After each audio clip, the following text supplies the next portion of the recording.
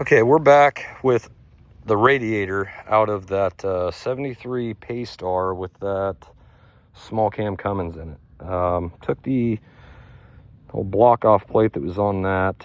I guess it's just to where if you've got a different setup, you could run your outlet on that or both, I guess. That one just had a flat plate. Took that one off, so I didn't want it squirting back onto the radiator. Gonna get this thing, I've had just water pushing through it a little bit just to fill it up, and not too much crap came out of it to speak of, but that was just barely on.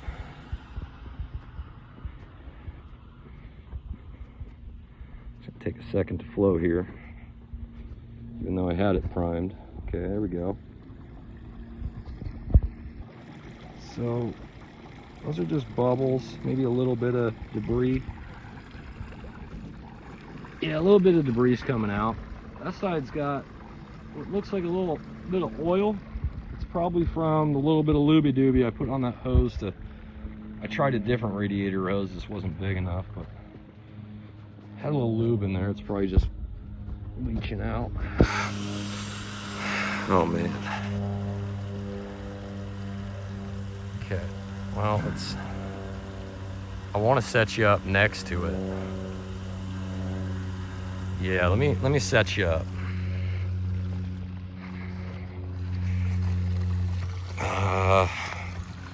How, where?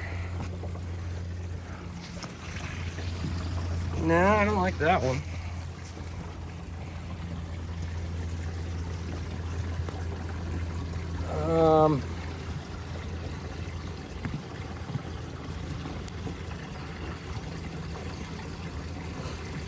This might hold.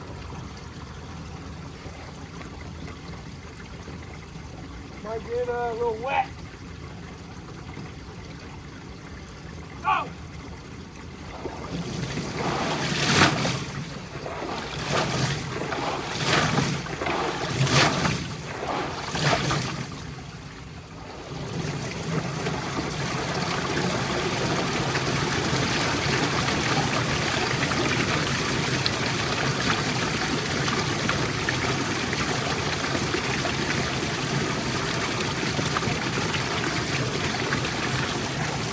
I mean, the flow's decent.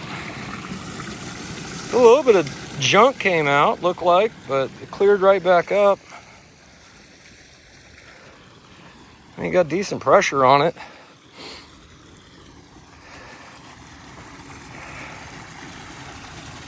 And right now we're back flushing it. I'm putting water through the bottom of it. We're almost full flow. That's full flow. And that's, what do we got? Oh, we're only at 30 pounds. Well, that's probably good. I don't want to get too much PSI and split the fucking radiator open. But I want to say that's good. Not a bunch of trash.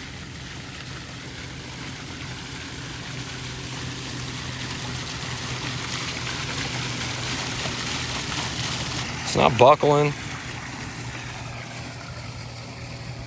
think all we're doing now is flooding the yard.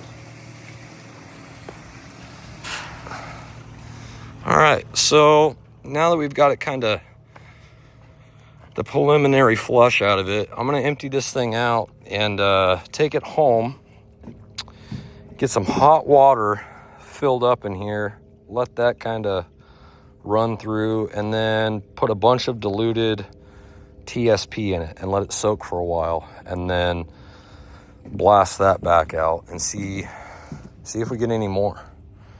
Calling around a bunch of radiator shops, as we have in the past. It's what they like to use is TSP to clean these things out. Now this is a true unboltable header and footer, so we could, if it was bad, if we didn't have that kind of flow, we could actually take these off, pull the header and footer off, and actually send rods through and clean out any passages. Or let's say if one of these cores in here was leaking, you just plug off the top and bottom, solder it off, and you know, that's that. I'm gonna have to pressure test this also, just to make sure that, you know, this header or footer gasket, there's two gaskets here. You've got the base of the radiator, and then a gasket, and then you've got the inserted core, and then a gasket, and then the header or footer, and just clamped together. So if any of that's leaking, we might be able to just pop it off, cut a new strip of rubber gasket, throw it in there. But we're gonna have to pressure test it to find out. You know, I was a little bit worried. It looks like something hit that, but it doesn't look like it got into the core. So, good deal.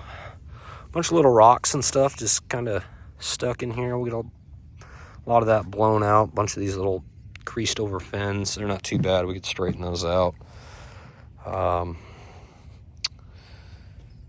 yeah, got this done. So now I'm gonna go back to working on the one injector I've got out. Gonna try to get it cleaned up. See if it cleans up good enough to contemplate putting it back in and just running it, because on this truck, the video's not out yet, but the fuel system in this pump was just completely gummed up, just full of gunk. Everything was seized up.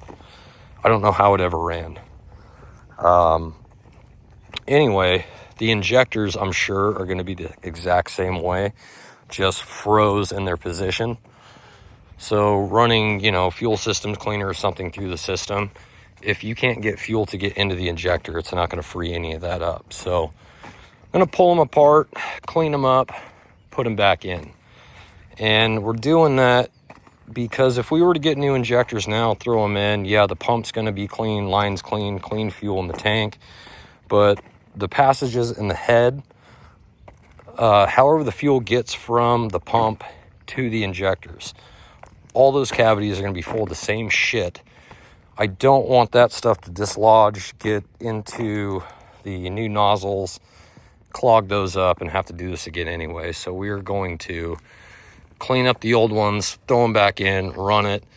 If everything runs good, we're just going to keep running fuel systems cleaner through it in hopes that over time it'll break all that shit down. And then if needed, we could go back in, pop the injectors back out, and probably just get new, you know, nozzles or tips. And I don't know what they're calling them, but, you know, basically just new tips for the injectors. And I think they're going to be fine. The one I've got pulled apart, not a whole lot of carbon on it, but like I said, internally, I'm betting my last dollar that it's just going to be gumped up. So I'm going to get back to that. This is where she sits for now.